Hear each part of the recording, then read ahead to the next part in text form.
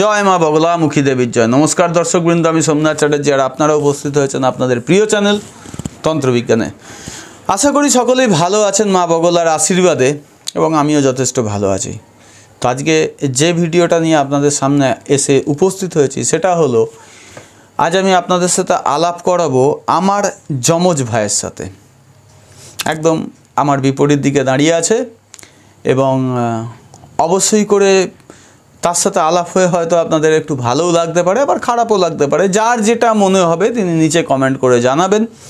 এবং এই ধরনের মাঝে মাঝে চমক দেওয়া ভিডিও দেখার জন্য আমি অনুরোধ করব আপনারা চ্যানেলটাকে অবশ্যই সাবস্ক্রাইব করে রাখুন এবং পাশে থাকা বেল আইকনটা অন করে তার অল অপশানটাকে ক্লিক করে রাখুন, যাতে আপনারা সমস্ত ভিডিওর নোটিফিকেশানই এই চ্যানেলের তরফ থেকে পেয়ে যান। তো আজকে বেশি আর সময় নষ্ট না করে চলুন তার সাথে আলাপ করাই।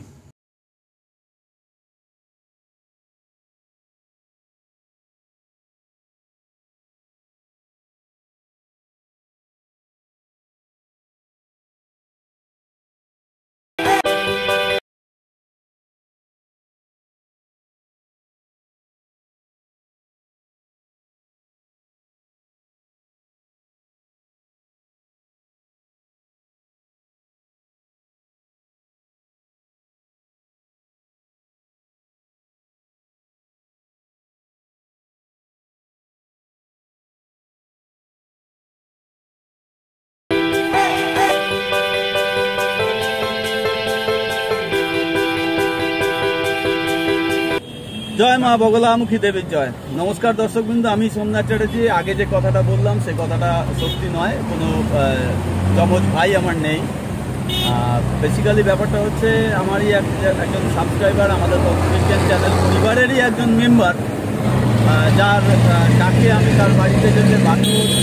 ঘটনা হচ্ছে যে আমি যদি আমার পোশাকে তার বাড়িতে গিয়ে উপস্থিত হই, তো ঘটনাটা এরকম হয়ে যাবে, তার পাড়ার লোক চিন্তা করবে কি জানি ভদ্রলোক বোধহয় পাড়ার লোকের ক্ষতি করার চিন্তা ভাবনা করেছে, যে বাড়িতে তান্ত্রিক সকালবেলা ডেকে নিয়ে চলে এসছে।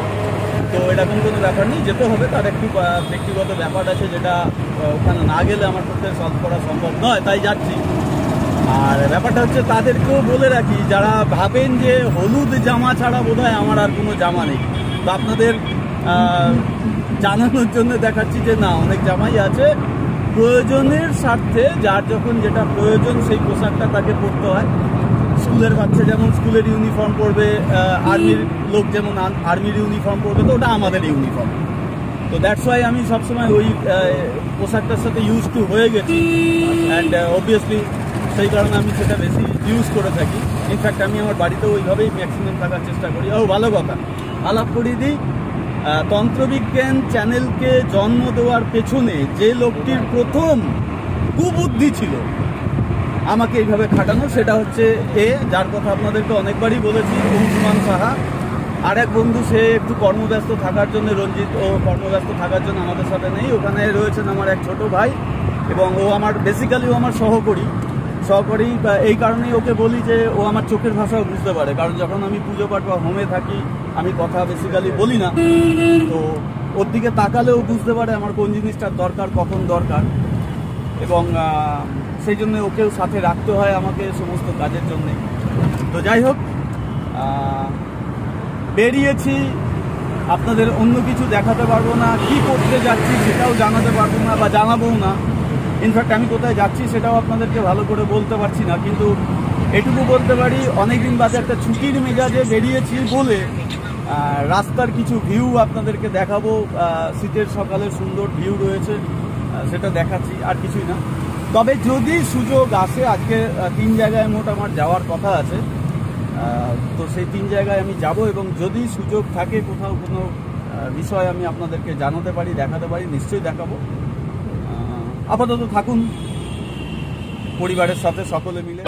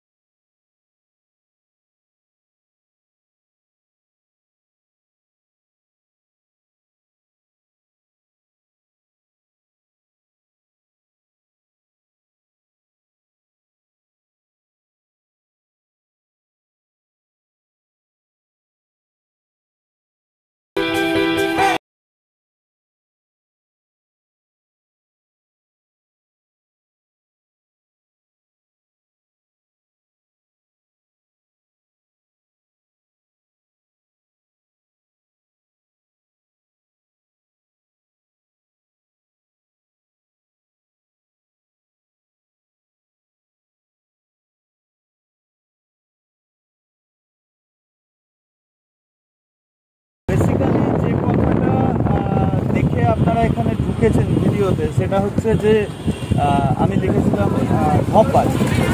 তো ব্যাপারটা কী হচ্ছে, যে পোশাকটার সাথে আমি ইউজ টু নই, সেই পোশাকটা ইউজ করতে গিয়ে যে আনকমফোর্ট একটা ফিলিংস, সেটাই আপনাদেরকে বলার জন্য এই কথাটা বলা। কারণ অনেকেই বারবার করে ভিডিওতে যে কথাটা বলেন যে আমার কি হলুদ জামা ছাড়া কোনো জামা নেই, তো তাদের উদ্দেশ্যে বেসিক্যালি কথাটা বলা। এরকম কোনো ব্যাপার নেই। তো যাই হোক, একই সাথে আপনাদের সাথে একটু কথাও বলা হয়ে যাচ্ছে, এবং যে গ্রামটার দিকে আমি যাচ্ছি ধীরে ধীরে, সামনের ভিউটাও খুব ভালো, রাস্তাও খুব সুন্দর, রাস্তা খুব ভালো লাগছে। সেই জন্যে আমি চাইছিলাম যে আপনারা গ্রামের ভিউটাও দেখুন এবং আমাদেরকেও একটুখানি দেখুন। তো সেই কারণের জন্যই এই কাজটা করা, যদিও আমাদেরকে গুগল ম্যাপ খুলে যেতে হচ্ছে, যেটা এই যে এখানে চলছে এই মোবাইলে। তো যাই হোক, চলুন থাকুন, সবাই একসাথে দেখি কতটা কি ভালো লাগে।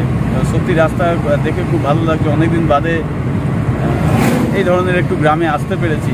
আর বেসিক্যালি আমাদের যেদিকে যাওয়া পড়ে তারাপীঠের দিকটায়, সেদিকটা তো একদম সত্যিকারের এখনও অনেকটাই ভালো গ্রাম। দ্যাটস ওয়াই ওটা আমার সবচেয়ে প্রিয়। এবং কিছুক্ষণ আগে অবধি আমার মুড একটু অফ হয়েছিল, যে আমি শুনেছি যে আমি একটা গ্রামে যাচ্ছি, বাট গ্রামের পরিবেশের সাথে ম্যাচ করছিল না বহুক্ষণ যাবত। এখন মনটা অনেকটাই ভালো লাগছে। হ্যাঁ, সত্যি সত্যি একটা গ্রাম্য পরিবেশ পাওয়া যাচ্ছে, যদিও অতটাই গ্রাম্য নয়, কারণ টোটো অটো সবই চলছে, তথাপি যথেষ্ট ভালো লাগছে। তো থাকুন, দেখা যাক আর কতদূর কি যেতে পারি, কি হয় কি হয় না, কি দেখাতে পারি আর আপনাদেরকে। যদিও কাজের জিনিস কিছুই দেখাতে পারবো না, তথাপি কি দেখাতে পারি সেটা দেখা যাক।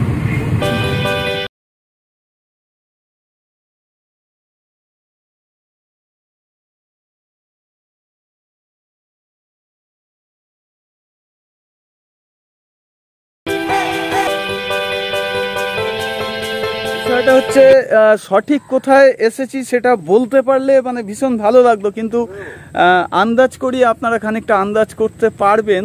এখানে এটা একটা নদী, ঠিক আছে, কিন্তু ঘটনা হচ্ছে এই নদীটা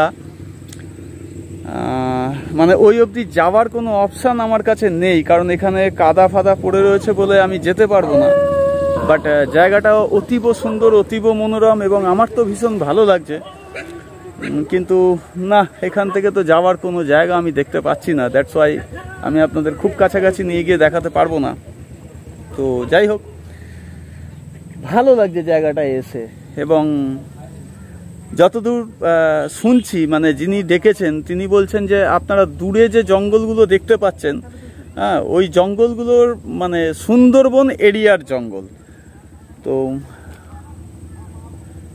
আমি ঠিক বোঝাতে পারবো না, ভীষণই ভালো লাগছে, ভীষণ আনন্দ লাগছে এখানে আসতে পেরে। এবং আপনারা এত দূর দূর থেকে সব যুক্ত হয়েছেন তন্ত্রবিজ্ঞান পরিবারের সাথে। দ্যাটস ওয়াই আমারও সৌভাগ্য হচ্ছে অনেক জায়গায় নতুন যাওয়ার। তো খুব ভালো লাগতো যদি আমি কোনোভাবে ওই নদীর বাঁধটার উপরে উঠতে পারতাম। কাকা, ওই নদীর বাঁধে যাওয়ার জায়গা নেই এদিক দিয়ে? ওই ঘুরে আসতে হবে না? তো দ্যাটস ওয়াই অনেক ঘুরতে হবে হয়তো, সেই জন্যে।